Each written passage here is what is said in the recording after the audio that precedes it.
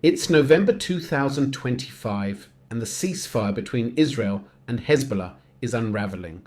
What was once a fragile pause has given way to renewed strikes, hardened rhetoric, and a region bracing for escalation. In late October, Israeli jets resumed operations over southern Lebanon, targeting Hezbollah's elite Radwan Unit. 6 operatives were killed, including a logistics commander.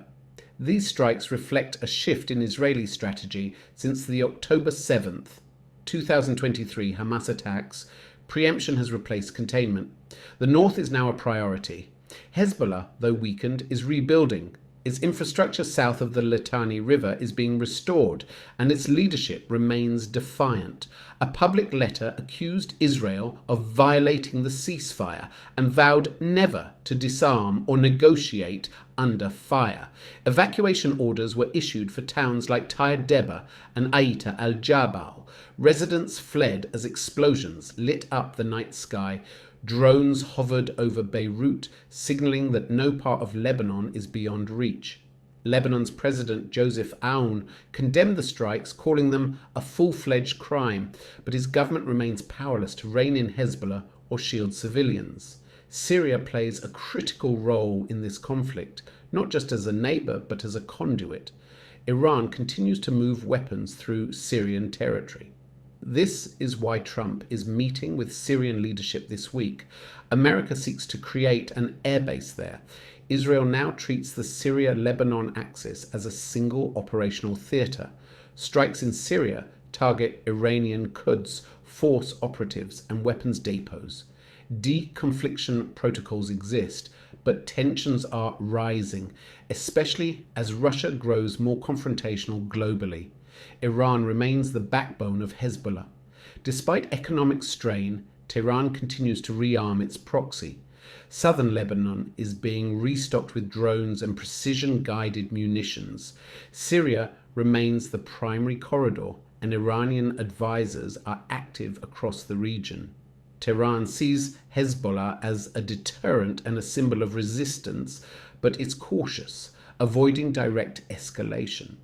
Meanwhile, Turkey and Egypt are trying to broker calm.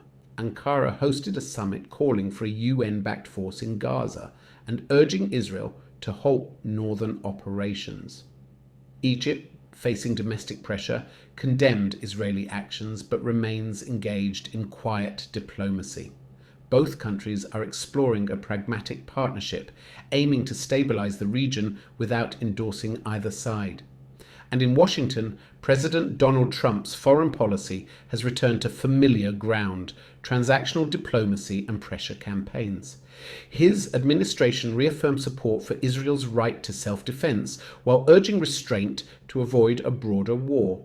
Sanctions on Iran have tightened, arms sales to Gulf allies have increased, and backchannel talks with Egypt and Jordan have resumed.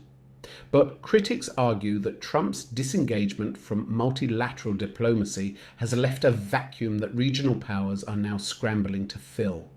So where does that leave us? The ceasefire is a memory. Hezbollah is rebuilding, Israel is recalibrating, Iran is rearming, Syria is a conduit, Russia is a wildcard, Turkey and Egypt are mediating, and the US under Trump is watching, supportive, assertive, but cautious. The drums of war are no longer distant. They echo across borders, through capitals, and into the calculations of every actor in the region. This has been The Drums Begin Again. Stay tuned, stay informed, and stay aware.